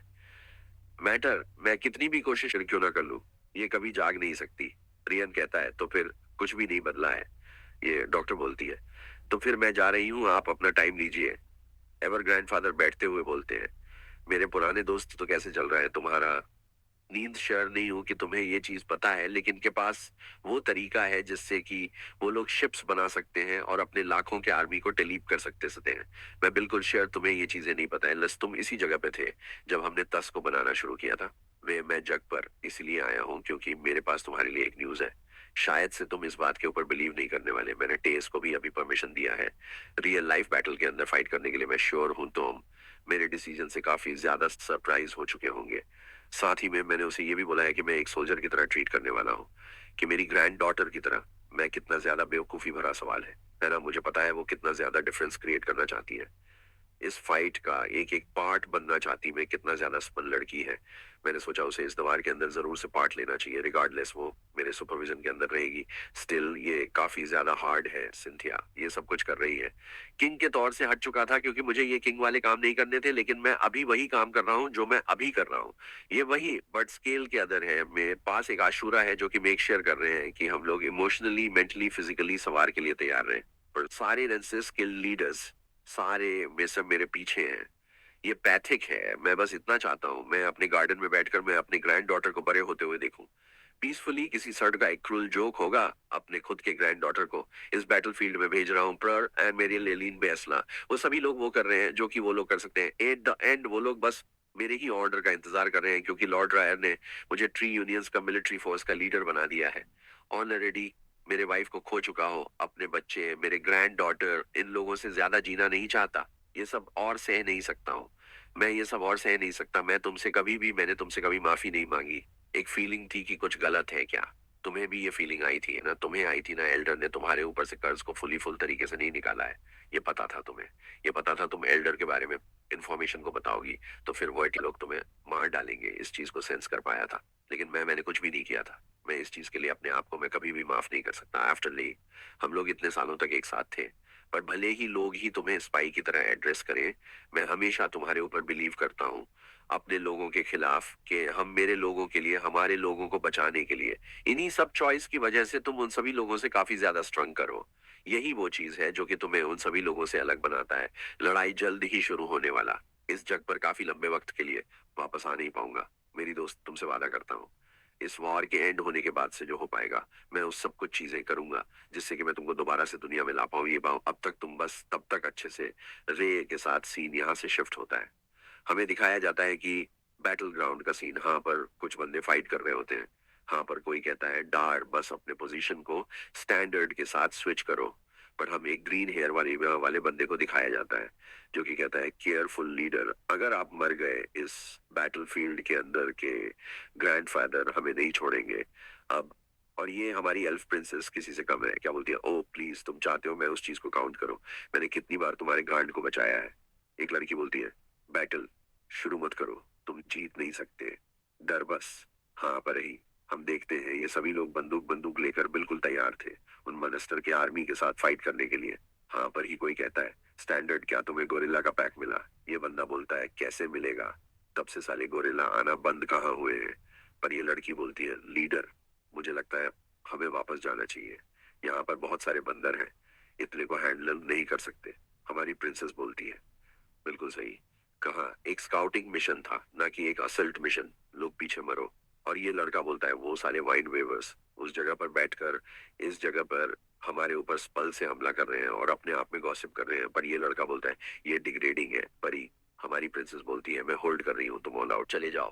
बोलता है, हाँ समझ गया। बोलता है, डेयर, बस कैरिया, अपने रास्ते से हट जाओ। तसिया ने अपने एबिलिटी का यूज करते हुए सारे मॉन्स्टर्स को जट लिया था। इसी के साथ ये व्हाइट हेयर वाला बंदा अपनी गन को निकाल ही दे चुका था। इसी के साथ वो काफी खतरनाक एक शूट कर देता है जिससे ये जगह चीरते हुए काफी खतरनाक ब्लास्ट उन मनस्टर के ऊपर होता है। वो ग्रीन हेयर वाला लड़का कहता है, एक दूसरे स्पेल को फिर से मिक्स्ड कर दिया। बोलता है, हाँ वो रिकॉल काफी ज्यादा पेनफुल था। कि बोलती है, इसलिए मैं तुम्हें बोलती हूँ, तुम्हें हमेशा मेरे साथ ट्रेन करना चाहिए।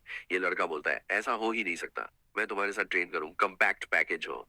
सेवेजरी की टेसिया बोलती है, ऑल राइट ने, इन बकवास बातों को पॉज करो और चलते हैं इस जगह से। ये फायर उन्हें ज्यादा देर के लिए रोक नहीं सकता। ये लड़का बोल, मैं और ज्यादा वेट नहीं कर सकता खाना खाने के लिए। पर ये ग्रीन ईयर वाला लड़का हमारे टेसिया को मस्क मारते हुए बोलता है, हमारी लीडर जिनको हम इतना प्यार करते हैं कि एक प्रिंसेस भी है क्या, वो हमें एक अच्छा खाना खिला सकती है। पर ये लड़की उस लड़के के मुंह पर एक लात मारते हुए बोलती है, दूर हट जा बे। ये टेसिया के हाथों को पकड़ते हुए बोलती है, तुम उनसे एक फेवर चाहते हो, ये याद रखना, अपने फेस को कवर कर लेना तू, गंदा शिट यहाँ पर। ये लड़का इसको टोंट मारते हुए बोलता है, हाँ मुझे हेट मत करो, मुझे पता है मैं काफी ज्यादा सुंदर हूँ शर्ती। पर ये लड़की लाते हुए बोलती है, मैं शॉर्ट नहीं हूँ, मैं सुंदर हूँ, क्यूट भी हूँ। टेसिया, ये लड़का बोलता है, स्टैंडर्ड, देख भाई, कितनी प्रेटी लड़की हमारी सामने की बच्ची के तौर पर पास कर सकती है ना, शॉर्ट हेयर, बारीक चेहरा, इसको लगता है ये सुंदर है। स्टैंडर्ड बोलता है, हमेशा अपने इन बातों के अंदर मुझे भी शामिल मत किया करो। हाँ परी, टेसिया बोलती है, गाइस प्लीज, अभी हम डंजों के अंदर हैं। ये जगह ब्लड, हमारे पसीने और हमारे ग्रूम से घेरा हुआ है। कोई भी अभी किसी की तरफ देखने लायक नहीं है। तो मैं श्योर हूं कि एक नाइस शावर तुम लोगों को हेल्प कर सकता है। साथ दरवाजा खुलता है। हम देखते हैं इधर पूरा एक मिलिट्री बेस बन चुका था। पूरा मिलिट्री बेस एक डंजों के अंदर। और टेसिया बोलती है, तो फिर ठीक है, अपने आप को साफ कर लो सभी के साथ। टेसिया अपना शावर लेके जगह पर आ चुकी थी। पर टेसिया अपने मन में सोच रही थी, हम 3 महीने के अंदर काफी दूर तक आ चुके हैं। टेसिया के पीछे से कोई उसको बुलाता है। देखते हुए टेसिया बोलती है, हेलेन उस गले लगते हुए बोलती है, तुम्हें देखकर काफी अच्छा लगा, मैं तुम्हें मेरे एक दोस्त से मिलाना चाहूंगी। ये है Helen shirt Randan walker, jasmine फ्लेमसर्ट भी कहा जाता है, मैं मैडम कैनस एंजेलिया ट्विन हन। और वो किसी और को अनाउंस करने ही जा रही थी, तभी ये ग्रीन हेयर वाला लड़का ग्रीन ड्रेस वाली लड़की के पास आता है। तभी वह उससे बोलता है, एक प्लेजर है आपसे मिलना मैडम, नाम है डरवास कैलरी फर्थ, सबसे हैंडसम, सबसे खतरनाक बेटा, डिस्टिंग्विश क्लैन हाउस क्लियर्ड करी। पीछे से वो लड़की बोलती है, हाँ साथ ही में लेजी स्पॉइल्ड एरोगेंट सबसे ज्यादा। टेसिया बोलती है, ये एरोगेंट है लेकिन अच्छे रीजन की वजह से, डार्वस के प्रोजी है, माना कंट्रोल और रिफ्लेक्सेस के अंदर। ये लड़की बोलती है, कार्ल, तुम जरूर से रेडी होंगे। पर ये लड़की बोलती है, हाँ मैम, मैं ही हूँ, आपको इसके बारे में कैसे पता? यहाँ पर ये लड़की बोलती है, मुझे कैसे नहीं पता होगा, री फैमिली ने कार्ल फैमिली को जनरेशन तक सर्व किया है। फैक्ट तुम्हारे बॉडी के चारों पास माना काफी इंडिस्पेंसिबल से गैदर हुआ है।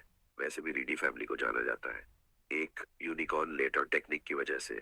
जहां पर कार्ल फैमिली की बात है, उनको जाना जाता है एक्स मैनशिप की वजह से। चीज इंक्लूड करता है कार्य पेरेंट्स फेल हो चुके थे, एक लड़के को प्रोड्यूस करने को अपने घर से निकाल दिया गया अपने फादर के द्वारा। सून वो अपने सोलो येलो स्टेज के ऊपर पहुंच आर्या, जिसको कि अपने फैमिली के द्वारा एक्साइल कर दिया गया, जब उसे अपनी पूरी जिंदगी एक लड़की की तरह पाला गया था कि ट्रेडिशनल पेरेंट्स के द्वारा दोनों एक जोड़ी बनाते हैं। डिस्पाइट इसके पर्सनैलिटी बस बस दो ही चीजों के बारे में फिक्र करता है, लड़कियों के साथ फ्लर्ट करना और अपने चाइल्डहुड फ्रेंड कार्य का ख्याल रखना। करियर रेडी अपने दिमाग से ही स्ट्रैंग है, लेकिन नर्वस मोड से है। वो ब्राइट ऑप्टिमिस्टिक और डिस्पाइना बिलिंग के रेडी ही वो ग्लू है जो कि इन दोनों को एक साथ जोड़ के रखते हैं। खैर, ये सब बातें जो हुआ है, ये मेरे तो पल्ले नहीं पड़ा, शायद तुम लोगों को भी पल्ले नहीं पड़ा होगा। और जिनको ये बातें एक्चुअली में समझ में आया, यहाँ पे ये दोनों झगड़ते हुए बोल रहे होते हैं, तभी ये ग्रीन हेयर वाला लड़का बोलता है, अबे टीचई, तुझे क्या हमेशा सब कुछ वायलेंस के द्वारा ही निपटाना होता है? इनको देखते हुए हमारी बैटल गट बोल रही होती है, तुम दोनों काइंड ऑफ टेसिया और ऑथर की तरह हो। सुनकर इस लड़की के टीम वाले हंसने लगते हैं। यहाँ पर ही हम देखते हैं ये व्हाइट हेयर वाला लड़का भी इस एक बार अपने गन को साफ कर रहा है। तभी उसके पास ये लड़का आते हुए बोलता है, इस तरीके का कॉज वो आज तक कभी नहीं देखा है।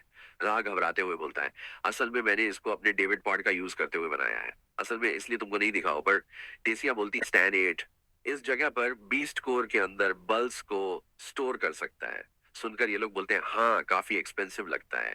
और ये सुनकर ये सारे लोगों ने स्टैंडर्ड को घेर लिया था। हाँ, पर टेसिया स्टैंडर्ड के बारे में बताती, नट ने काफी बुरा परफॉर्म किया था अपने असेसमेंट के दौरान, लेकिन नट को मेरे ग्रैंडफादर के पास प्रोफेसर गेडियन के द्वारा इंट्रोड्यूस किया गया है, डार्क येलो स्टेज का कंजरर उस टाइम पर, और साथ ही में ड्यूल एफिनिटी माना फायर और विंड मैजिक के साथ।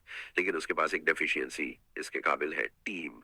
इस जगह पर सबसे यंगेस्ट टीम है जिसको कि इस जगह पर स्टेशन किया गया है। वो लोग इस डंजों के अंदर फाइट कर रहे हैं अपने कंट्री के लिए। चीज मुझे काफी ज्यादा प्राउड फील करवाता है। यहाँ पे टेसिया एलरीन से पूछती है, वो कौन सी चीज है जो कि तुमको इसके ऊपर खींच लाई? लड़की बोलती है, हम वल की तरफ थे कि वल के वहां पर काफी खतरनाक है, हमको इस जगह पर भेज दिया गया स्काउटिंग करने के लिए। ये तुम लिए बेस्ट होगा, जो आ रहा है तुम लोग उसके लिए प्रिपेयर रहो। वीडियो में पसंद आए तो चैनल को सब्सक्राइब और लाइक एक बार जरूर से कर देना। मिलता है एक वीडियो के साथ, तब तक बाय बाय।